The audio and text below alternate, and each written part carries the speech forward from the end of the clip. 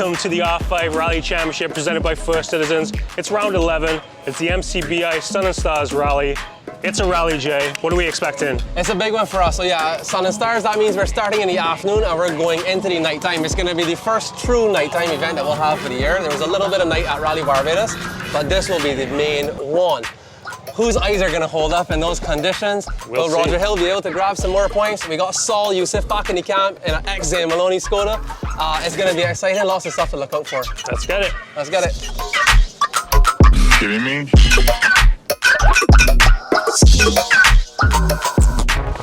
The MCBI's Rally of the Sun and Stars is the second longest event of the season. With stage venues in St George and St John, 48 kilometres will present a tough challenge through the daylight and nighttime for the rally. Let's kick things off with Britain's Swann. Rob was joined by local rally legend Sean Gill. They began round 11 in emphatic fashion, nearly ending their rally just 3 corners into stage 1. The conditions were extremely slippery and Rob lost traction and narrowly avoided the cut rock before hitting Brighton.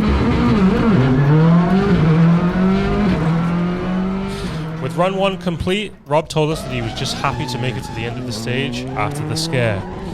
SS2 saw Rob shake off the nerves from his early mistake and put in a time of 2 minutes 10 seconds .46, joint first on stage with Stuart Maloney. What a response from the Englishman. Just when the going was good, Rob and Sean's fortunes would dramatically change when a fuel hose leak on the way to SS3 caused the Ford Fiesta Rally 2 to catch on fire, both passengers narrowly escaping before clamouring for fire extinguishers. The fire would end Rob's rally.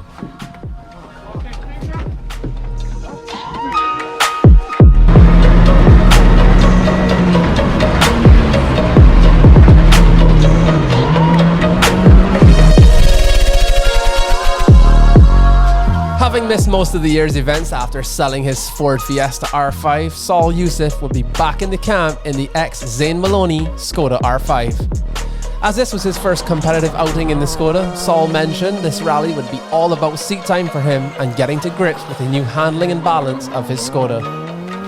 Saul would get off to a rough start, dropping over 20 seconds to the fastest on stage 1, but would find incredible pace as the rally progressed and would be in and amongst some of the top runners like Reid, Roger Hill and Mark Maloney.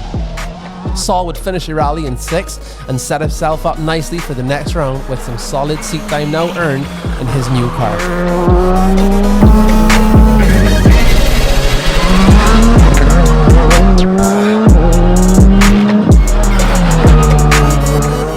Paul Horton, joined by 4-time British Rally champion Matt Edwards, got off to an incredible start at round 11, posting the second fastest R5 time with a 2:44.89. Hard work has really been paying off for Paul with that stage 1 run. Paul commenting that he crushed that run, then got a rush of blood to the head in SS2 by putting it in the bush. Paul was constantly trying to find his rhythm throughout the afternoon loop, but would find himself battling for a top 3 finish before the night stages. Paul felt confident in the night stages, but the competition was immense as both Roger Hill, Reid and Saul Youssef were trading fastest times throughout the mid-pack.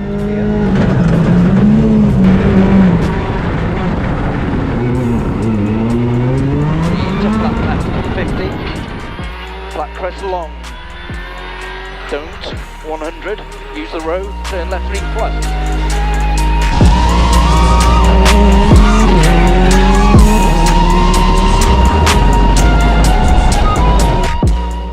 Paul finished his rally P6 overall, and some welcome points in the R5 Rally Championship.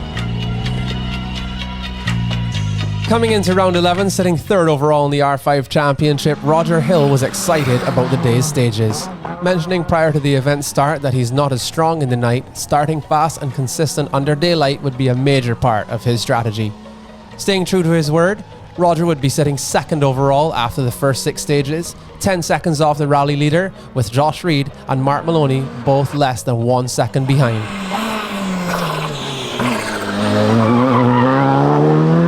As the stages grew dark, Roger would drop time to both Josh and Mark, and in SS9 got a bit lucky after he missed his braking point at the 90 right to head to Cliff Plantation and spun the car. Roger would ultimately finish the rally in 4th position and grab enough points to maintain 3rd overall in the R5 Championship. Roger, rally end of 9 stages, 3 more to go. We had a very lucky stage, Jeff. Round 10 winner Josh Reid was full of confidence heading into round 11 of the R5 Championship. His focus going into this event was to close the gap on championship leader Stuart Maloney.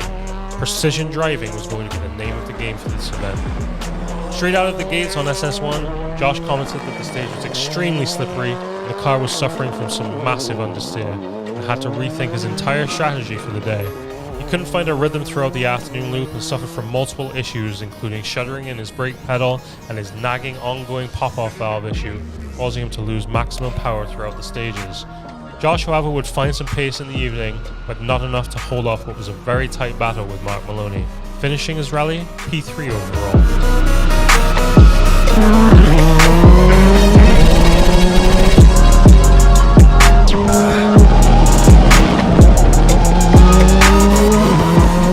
Mark Maloney has really been upping his pace with more and more seat time in his Skoda Fabia Rally 2, and coming into round 11, he was ready to get rallying. Having not driven a night rally for over 20 years, Mark commented that his Achilles heel has been starting rallies too slow, and his goal would be to set competitive times from stage 1 to avoid having large gaps to close as the rally progresses. After a very slippy stage 1, Mark showed strong pace and will be leading the rally after the first 2 stages. At the end of 6 stages, after his competitors upped their pace, Mark was sitting 4th and within 1 second of 2nd place. The battle was on going into the night, but a big moment in SS7 cost Mark when he lost vision after a spectator's vehicle's headlights blinded him coming into a big braking zone.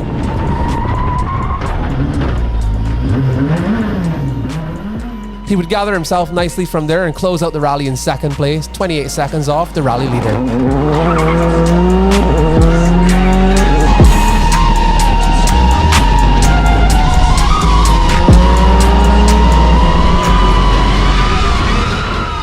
Barbadian R5 Championship leader Stuart Maloney was off the pace from his usual standards in the early stages of round 11. We had a true battle brewing between Stuart and his brother Mark. Slippery conditions had seen a more measured version than what we were used to with Stuart, but he certainly turned up the heat starting on SS6. Stuart seized the top spot midway through Saturday, and from that moment onwards, he never looked back.